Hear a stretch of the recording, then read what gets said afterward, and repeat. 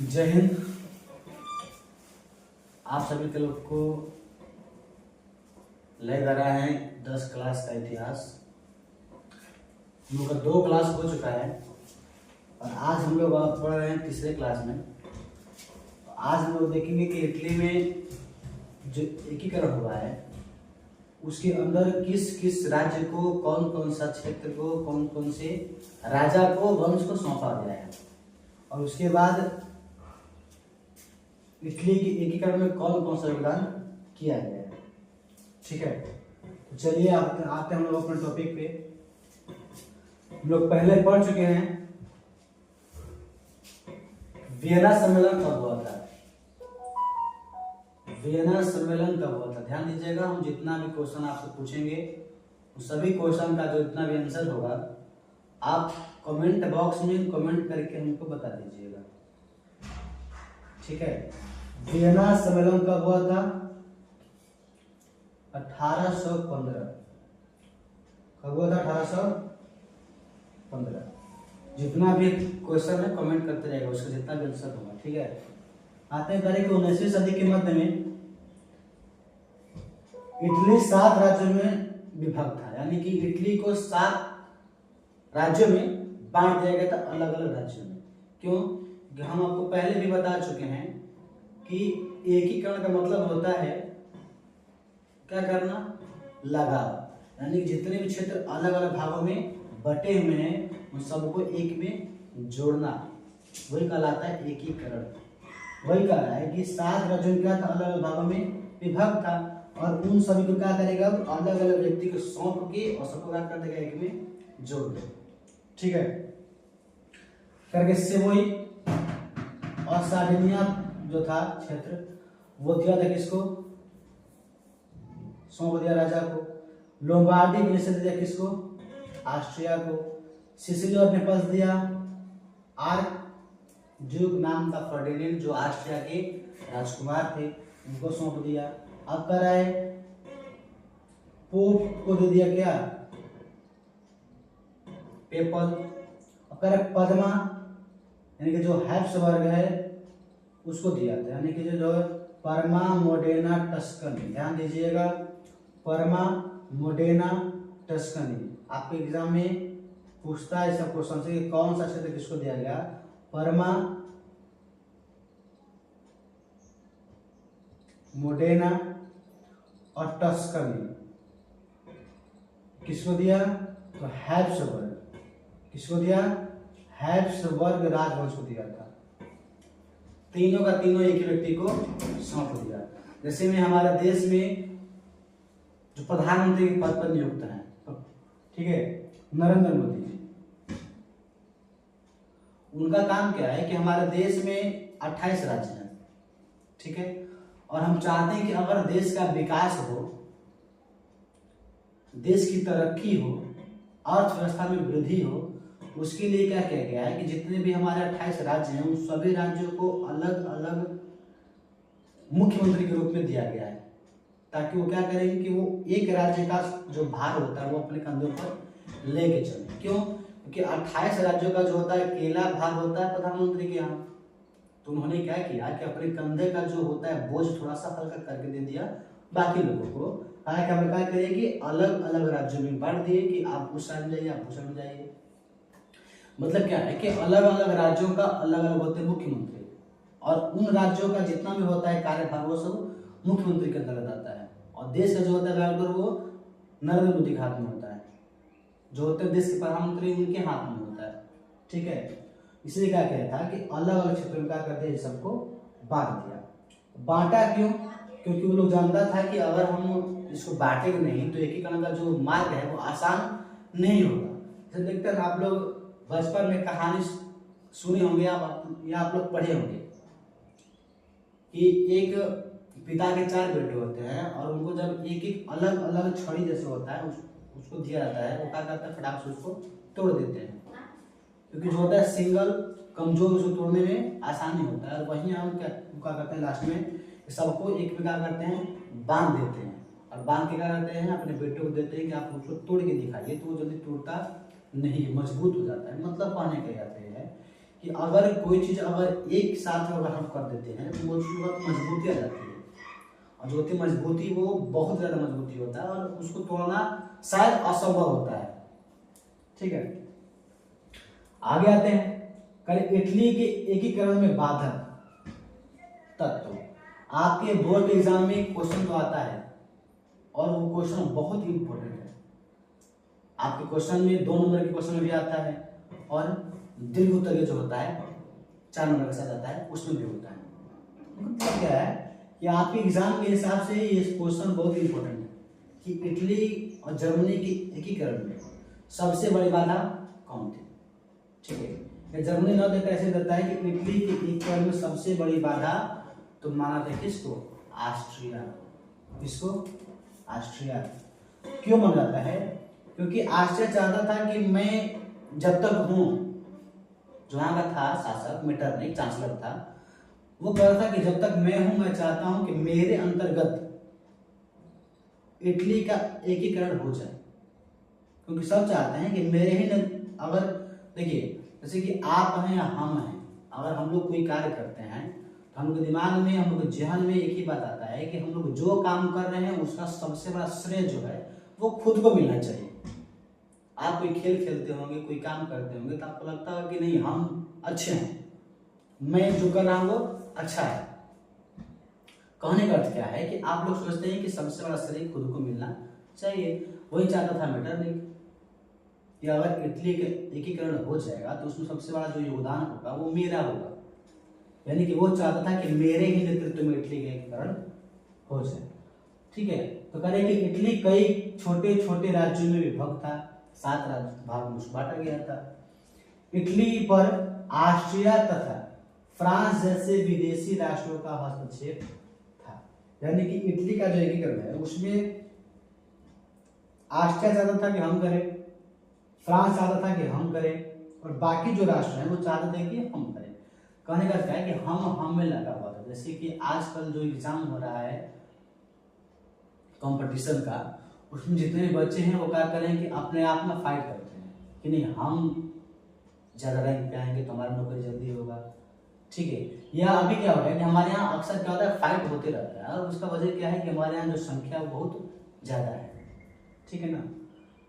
अब कह रहा है कि पोप का इच्छा था कि इटली के एकीकरण स्वयं उसके नेतृत्व में हो। अभी आपको बताएं सब चाहता है कि मेरे नेतृत्व में हो।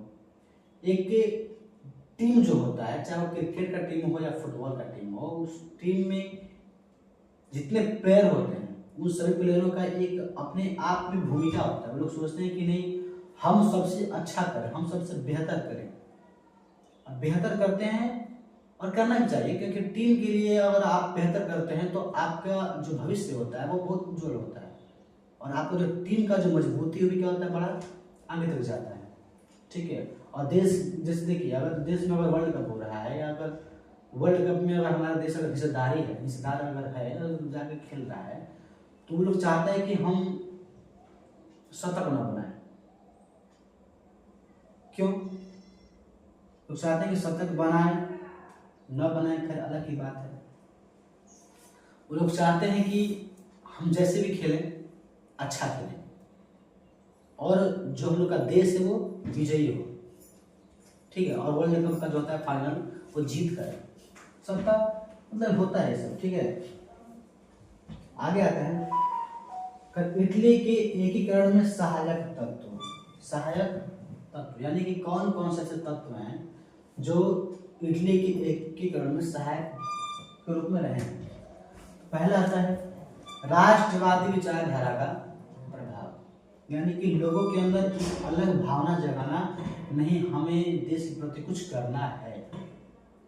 जैसे हमारे देश के राष्ट्रपिता महात्मा गांधी अगर लोगों के अंदर उत्साह नहीं जगाए होते, अगर लोगों के अंदर एक नई प्रेरणा नहीं डाले होते, नई जान नहीं फूके होते, तो आज शायद हम लोग का देश आजाद नहीं हुआ होता।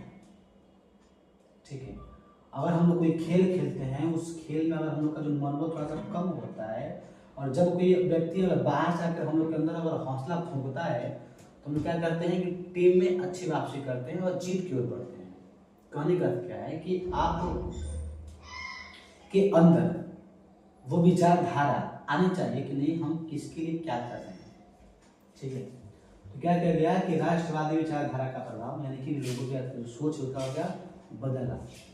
फ्रांसीसी क्रांति का प्रभाव, और आप सभी को हम बार बार बता चुके हैं कि फ्रांसीसी क्रांति जो हुआ था और 1789 में हुआ था, 1789 में।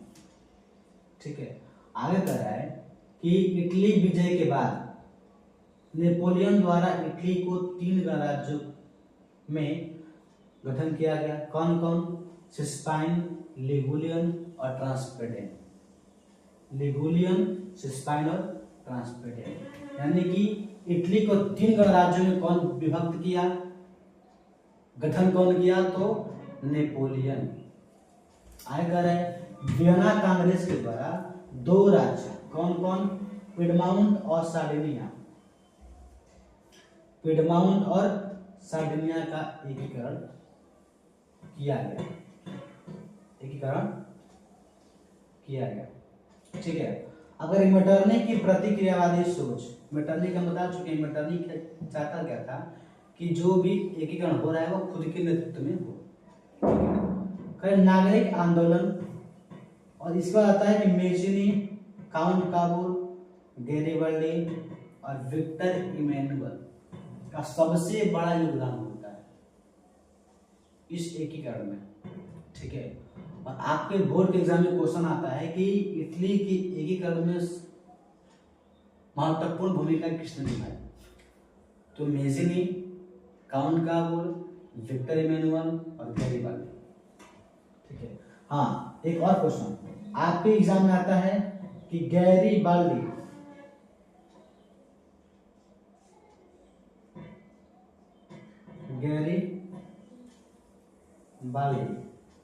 पेशे से क्या था? पेशे से क्या था? ये जो क्वेश्चन है आपके बोर्ड के हिसाब से बहुत इंपॉर्टेंट क्वेश्चन है, और आपको बोर्ड के एग्जाम में जो 1 नंबर का ऑब्जेक्टिव आता है उसमें ये क्वेश्चन कंफर्म है कि आएगा, 100% कंफर्म है। ये जो क्वेश्चन है आपके बोर्ड में जरूर आएगा, इसलिए आप इसको रट लीजिए, आप इसको कोनो हालत में भूलिएगा नहीं, क्योंकि ये जो है क्वेश्चन ये आपको 1 नंबर देकर जाएगा। ठीक है, तो इसके आंसर क्या होगा? पेशेस क्या थे? तो पेशेस थे नाविक। क्या थे? नाविक। आप क्या करिएगा, बोले रहे आपको जितना भी क्वेश्चन होगा। अच्छा बताइए, नाविक अर्थ क्या होता है? नाविक मतलब क्या होता है? तो ध्यान दीजिएगा, नाविक होता है कि जो नाव चलाने वाले होते हैं उनको कहा जाता है नाविक। जो नायक होते हैं ना, जो नाव को क्या कहते हैं, चलाते हैं, उसको बोलते हैं नाविक। ये क्या थे? पेशे से नाविक थे, इनका काम था नाव चलाना। ठीक है, आगे आते हैं मेजिनी। इसमें आता है मेजनी में, तो कह रहे कि जो मेजनी है वो समझिएगा कि बहुत अच्छा काम किया था। ठीक है, यही मेजनी है। कौन है? मेजनी। ये इटली के एकीकरण में अहम भूमिका निभाया था। कौन? मेजनी। कह रहे कि मेजनी साहित्यकार था, गणतांत्रिक विचारों का समर्थक भी था और एक योग्य सेनापति था। एक योग्य सेनापति। ठीक है, अब का जो मेजनी का संबंध है वो कार्बोनरी नामक गुप्त दल से था।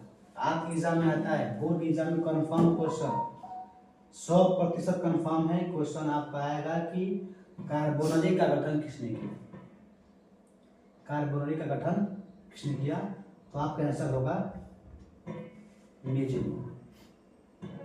अभी आपके बुक में जो दिया गया क्वेश्चन, उसमें लगभग हम 4 क्वेश्चन ऐसा बता दिए जो आपके बोर्ड एग्जाम में कंफर्म है कि आएगा और आपको 4 नंबर देकर जाएगा।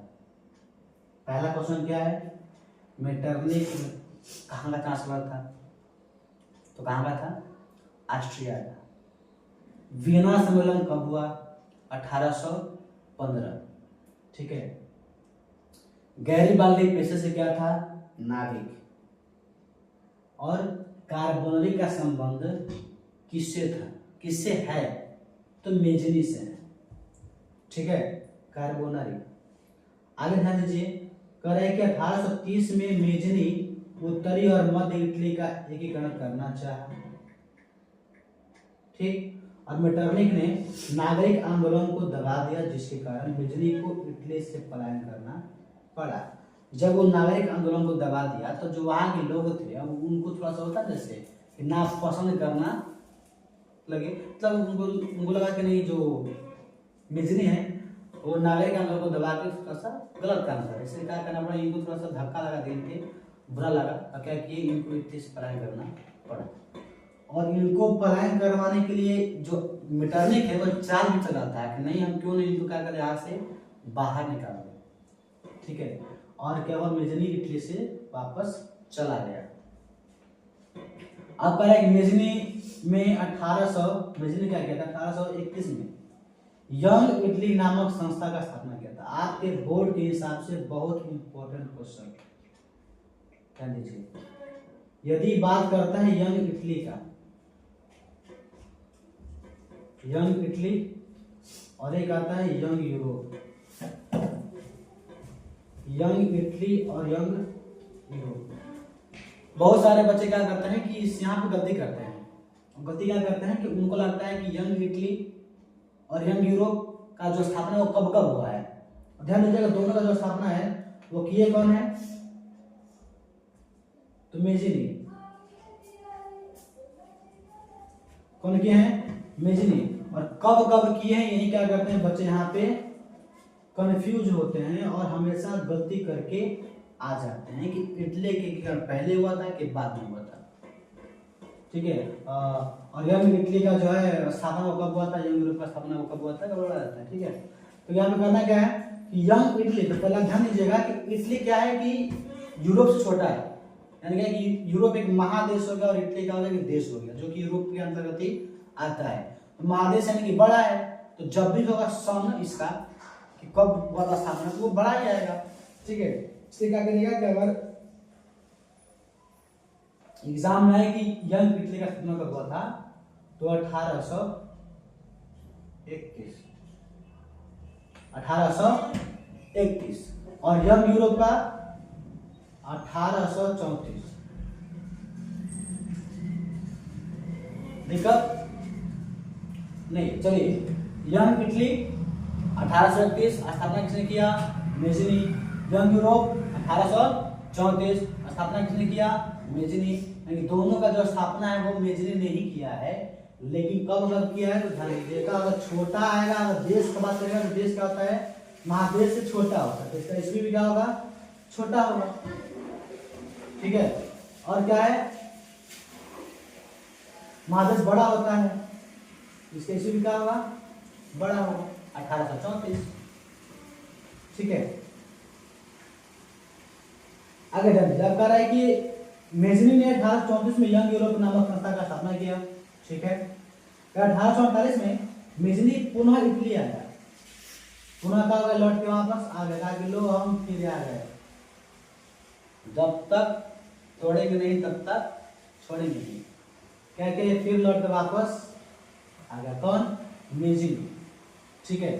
अब कह रहा है कि मेजनी इटली का एकीकरण करना चाहता था, लेकिन सार्डिनिया पिडमाओ का जो शासक था, कौन, चार्ल्स एल्बर्ट, वो अपने नेतृत्व में सभी प्रांतों का विलय चाहता था। वो चाहता था कि मैं सबको क्या कर दूं, अलग अलग भागों में बांट दूं, इसका विलय कर दूं, यानी कि इसका अलगाव कर दूं, ठीक है। कौन, चार्ल्स एल्बर्ट। और चार्ल्स एल्बर्ट कौन था, तो सार्डिनिया पिडमाउंट का शासक था, ठीक है। पोप इटली को धर्मराज बनाना चाहता था, यानी कि सब अपना अपना क्या चाहता है कि हम क्या करें, अपना अपना काम करें, ठीक है, और अपने अपने नेतृत्व में करें। और इस तरह विचारों के टकराव के कारण इटली का एकीकरण का जो मार्ग है वो अवरुद्ध हो गया और मेजनी क्या होगा, पुनः पलायन कर गया और कहाँ भाग गया, इंग्लैंड भाग गया। एक बार ध्यान से फिर से कह रहे कि मेजनी जब नागरिक आंदोलन को इटली में दबा दिया तब तो वहां के लोगों ने इनको नापसंद किया और ये क्या किया, फिर वापस लौट के चला गया। और जब वो दोबारा आया कि चलो हम दोबारा प्रयास करते हैं कि होता है कि नहीं होता है, तो फिर होता क्या है कि जब वो दोबारा लौट कर आता है तो सार्डिनिया पीडमोंट का जो होता है शासक चार्ल्स एल्बर्ट, वो क्या किया कि वो चाहता था कि इसको अलग अलग भागों में बांट दे, उसका विलय कर दे, ठीक है। और जो था पोप वो चाहता था कि मैं इसको धर्मराज बना दूं, यानी कि यहाँ पे जो धर्म हो वो मेरे हिसाब से क्या हो, स्थापित हो। और ये जो बात है वो मेजनी को अच्छा नहीं लगा और उसको लगा कि जब तुम्हें लोग सब कुछ कर लोगे तो हम क्या करेंगे, लेकिन वो आया था अच्छे काम के लिए आया था। क्या किया, वो पुनः क्या किया, दोबारा लौट कर वहां से निकल गया, ठीक है। ध्यान दीजिएगा, आपको अभी लगभग 6 क्वेश्चन ऐसा बता दिए हैं, 7 क्वेश्चन जो आपके बोर्ड में कंफर्म है कि आएगा। कौन कौन सा क्वेश्चन है एक बार हम लोग चर्चा कर लेते हैं और इसके बाद हम पढ़ेंगे नेक्स्ट क्लास में, ठीक है। अभी के लिए ध्यान दीजिए कि कौन कौन सा हुआ था, स्थापना कब कब हुआ, ठीक है, क्योंकि आपके बोर्ड एग्जाम में ये आता है, ठीक। पहला आपको बताएं मेटरनिक कहां का चांसलर था, मेटरनिक कहां का चांसलर था, कहां का था, तो ऑस्ट्रिया का, कहां का था, ऑस्ट्रिया का। दूसरा बताएं कि वियना सम्मेलन कब हुआ था, वियना सम्मेलन कब हुआ था, वियना सम्मेलन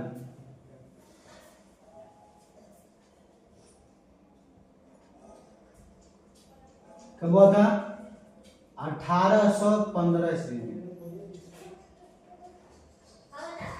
1815 ईस्वी में, ठीक है। अब इसका बात बताए थे, गैरीबाल्डी पेशे से क्या था,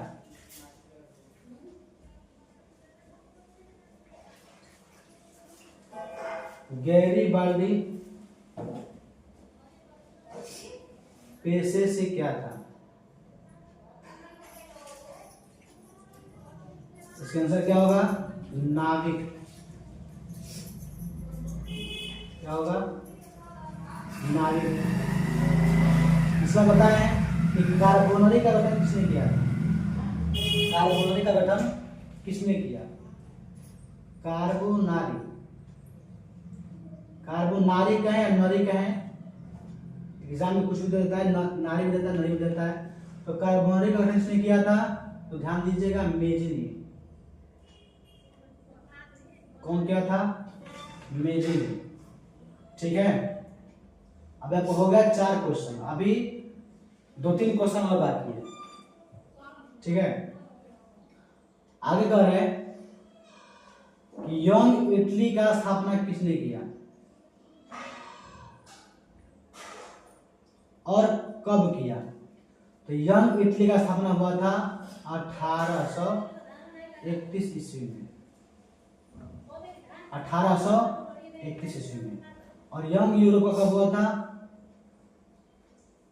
यंग यूरोप का हुआ था आपको 1834 में, 1834 में, ठीक है। और इसके बाद एक क्वेश्चन होता है young Europe, sorry young Italy और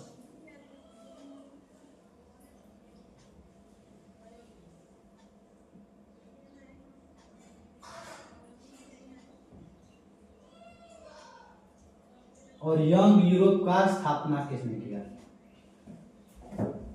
स्थापना किसने किया, तो मेजनी, कौन किया था, मेजनी। ध्यान दीजिएगा, हम आपको आज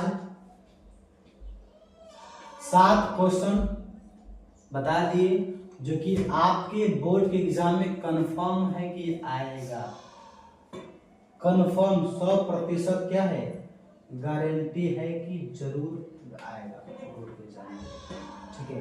और आपको ये 7 नंबर देकर जाएगा, ठीक। पहला मेटरनिक वाला, दूसरा वियना सम्मेलन वाला, ठीक,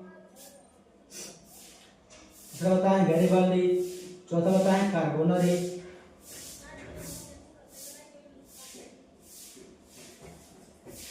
पांचवा होता है यंग इटली, छठा होता है यंग यूरोप, और सात होता है किसने किया।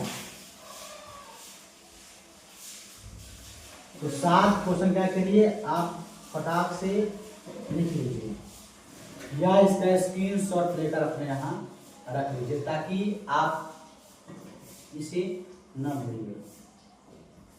ठीक है, चलिए तो आज के लिए इतना ही, बाकी जो बच गया हम पढ़ेंगे आप नेक्स्ट क्लास में।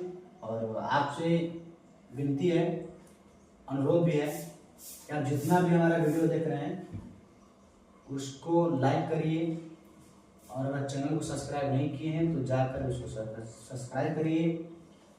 और जितना भी हम क्वेश्चन आपसे पूछ रहे हैं उस सभी क्वेश्चन का जवाब आप हमारे कमेंट बॉक्स में दीजिए। जितना क्वेश्चन आपको बताया है ये सारा का सारा क्वेश्चन क्या करिएगा आप लिख लीजिएगा और इसको रट लीजिएगा, आपके बोर्ड के एग्जाम में कन्फर्म में आएगा। ठीक है, तो अभी के लिए आप सभी प्यारे प्यारे छात्रों को जय हिंद।